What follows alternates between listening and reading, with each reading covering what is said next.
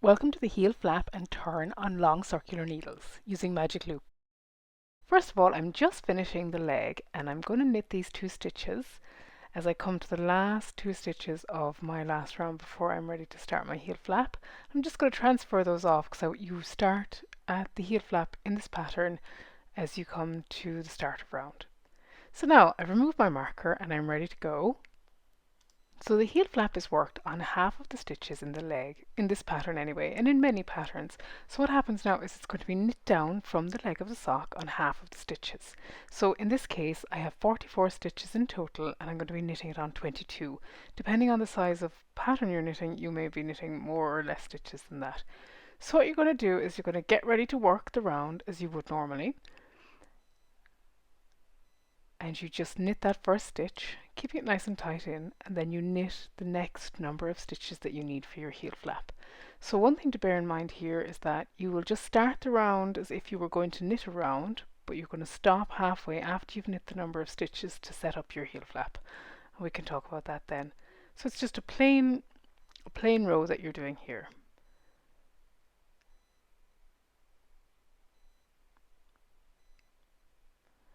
So one thing to watch for with them when you're using a magic loop technique is that you don't use all of the stitches automatically that you have on your needle ready to work, because in this case I had 24 because I had been moving the stitches around the cable. So you can pull those back out and put those onto the back of your cable.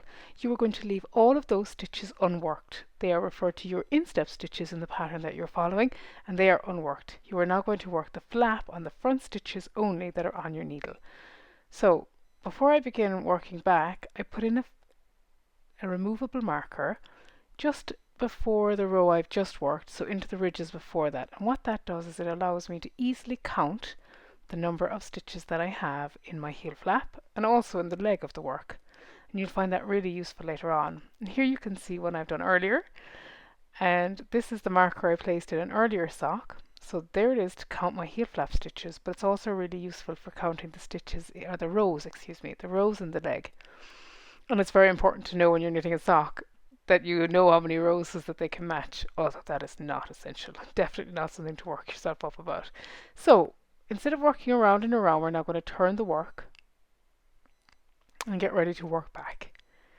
So you are now going to slip this stitch purlwise. And that is a feature of the heel flap that after you've knit the first row, on all the subsequent rows, you're going to slip the first stitch purlwise. On your purl rows, you slip the stitch purlwise with the yarn held to the front of the work, ready to purl next. And then on your knit rows, and I'll show you that in a second, you slip them purlwise with the yarn in the back. So we're just going to purl across the flap now, back to where we started. And again, that's your 22 stitches, so 1 slipped and 21 worked. And again we get to this point and we turn the work. And again you can see here that you leave the stitches on at the back of your work on the cable unworked. And they are your instep stitches. Just to repeat that because you'll see why that's important in the pattern, because you do a lot with those later on. So again we're going to slip the stitch purlwise with the yarn in back, ready to knit the next stitch. And then again you knit across the stitches and you can see your slip stitches down the side of the work. It becomes much more obvious when you've done a number of rows. So something to say about a heel flap here is this is a stocking stitch heel flap, so it's just a knit row, a purl row. You do see reinforced heels, and that is where some of the stitches in the rows are slipped and then they're purled or knit on the row back, and that thickens the heel flap and that reinforces it. Just turn the work here first and I'll continue saying more about reinforcement in a minute. So again we come to the heel flap, slip the stitch purlwise and work back, and that forms the basis of your heel flap. So all rows will be worked like that once you've started doing the slip stitches on the sides. You'll finish after working a purl row. And just about the reinforcement, with reinforced heels, it's something you either need or don't need. You may not be that hard wearing on your heels, in which case I would suggest wearing your socks around to find out if you are or not before doing it, because it can change how the sock fits in your shoe. So you've finished that, and now you're going to work the heel flap until you have worked all of the rows that it says in the flap. So I'm going to be working 18 rows because I'm working the first size in the DK pattern, and I will be back as soon as I have worked all of those rows. So now you've come to the end of your heel flap and we can talk about what makes it so special. So the first thing you can see is that you can use the marker to count the number of rows in your heel flap. You can do that by counting the ridges on this side, on the back side of the work, or you can count the V's on the front side, depending on which ones you like. So the next thing then with the heel flap is you will see all of your slip stitches down along the side of your heel. So there'll be 9 slip stitches on each side if you've done 18 rows. There'll be half this number of slip stitches for each of the rows that you've done. So I have 18 rows and 9 slip stitches on each side. That's really, it'll become apparent why that is important later on. And that's it. That is your heel flap. The next thing we'll do is we will work the heel turn. And that's where you go from being vertical to being horizontal. And I will be back to talk about that tomorrow. So I will see you for the heel turn tutorial really, really soon. Thank you so much. Hello, welcome to day 3 of the TLYC Sock Challenge using Magic Loop. So we are here now and we have finished the heel flap. We're about to do the heel turn, so going around the bottom of your heel. And that goes out through the center of the heel flap, so that's where it's positioned. So the heel turn is positioned in the center of the heel flap, and that is very, very important. So what I'm going to do first, and the stitches just remain as they were, so you have your instep stitches are still at the back, and you're not going to work them, you're just going to be working this on the heel flap stitches. So the first thing I'm going to do is I'm going to knit 15 stitches, because I'm making the smallest size, and this is in the heel turn part of the pattern that you're following. So I'm going to knit 15 stitches. It's about 3/4 of the way across the heel flap. You're trying to position it just towards the left hand side as you started off. And now you can see here as well that your instep stitches are untouched, just sitting at the back of the work with nothing to do with them at the moment. Just leave them as they are. And you're working this part flat as well. So you knit your 15 stitches and you come to the end, and then what you're going to do is you are going to do a slip slip knit. So the way that's done is you insert your right needle into as knitwise and then do it again to the next stitch, and then you slip those back onto the left hand needle. That's turned them round so they're sitting differently on the needle, and then you knit into the back of those 2 stitches.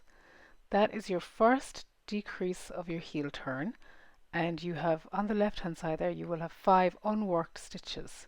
You then turn your work, so it's fine that you have unworked stitches, that's part of it, because you're essentially folding a little bit of the flap back over onto your turn. It's quite interesting how it shapes up. So those are your 5 unworked stitches, and now we're getting to work back. So in this row you're going to slip the first stitch purlwise with the yarn in front, and that is not as key as it was when you were doing the flap, but it's part of the way the heel looks. So you're going to purl 8 stitches having slipped the first one, so there'll be 9 stitches then.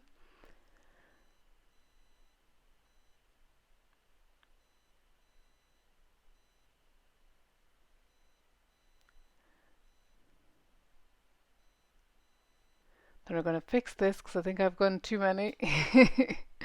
Yep, put that back. So now I have 9 stitches, which I'm supposed to have. So 1 slipped and 8 worked. And then I'm going to purl 2 stitches together. So you go into the purlwise as if to purl, but you go through 2 stitches. And again, that is your matching decrease for the one that you've done on the other side. So that's the matching. And then you can see that you have 5 unworked stitches on the left as well, and they correspond to those on the right. That's really important and a very easy way to check after every purl row that you are right and that it is still in the center of your heel flap. So you slip purlwise with yarn in back this time, and then you knit your next 8 stitches. Now something to bear in mind here is that in some patterns you will see knit to 1 before the gap rather than giving you a specific stitch count, and all that is that is to take you to the last worked stitch of your flap of your turn, and then to the next unworked stitch. There's a gap between the worked and the unworked is there. So what you're going to do to bridge that gap then is you are going to do a slip slip knit to bridge it. And this is how you're doing the short rows in this. That's why there's no wrapping and turning or anything. They're just joining across the gap, slip slip knit, knit the 2 of those together as part of the knit, and then you have 4 unworked stitches on the left hand side. Then you turn your work, and then you're going to purl back. So you slip the yarn purlwise with the yarn in front, and then you purl 8. And again you may see the instruction purl to 1 before the gap, and again that's the worked stitch and the unworked stitches. So it's the gap between those is the gap that some patterns are talking about. So you can see it there. It's quite obvious where it is. And now you're going to purl those 2 stitches together to close that gap. And we'll just, you can see then as well that you have 4 and 4. And again, that is key. It tells you you're on the right track with the heel turn centered in the middle. If you manage to spend a lifetime knitting socks without veering off to one side, you'll be doing very well. I've definitely done it plenty of times, which just means rip back and start again. It's not something to fudge, I would suggest. So here we purl again, or sorry, slip purlwise and then knit 8, 1 before the gap, and then we're going to slip knit it again. Now we talked in the previous tutorial about reinforcing, and that does not go into the heel turn generally. But if the pattern needs you to do anything funny, it'll tell you. So that is 3 stitches unworked, and then we're going to slip 1 purlwise, purl back 8, and we're going to purl 2 together at the other side. Another note here is that this is a square heel turn. There are different shapes of heel turn, and the pattern you're following will tell you what to do. Some of them are more round, some are square. There are other heel turn types as well, using different types of short rows.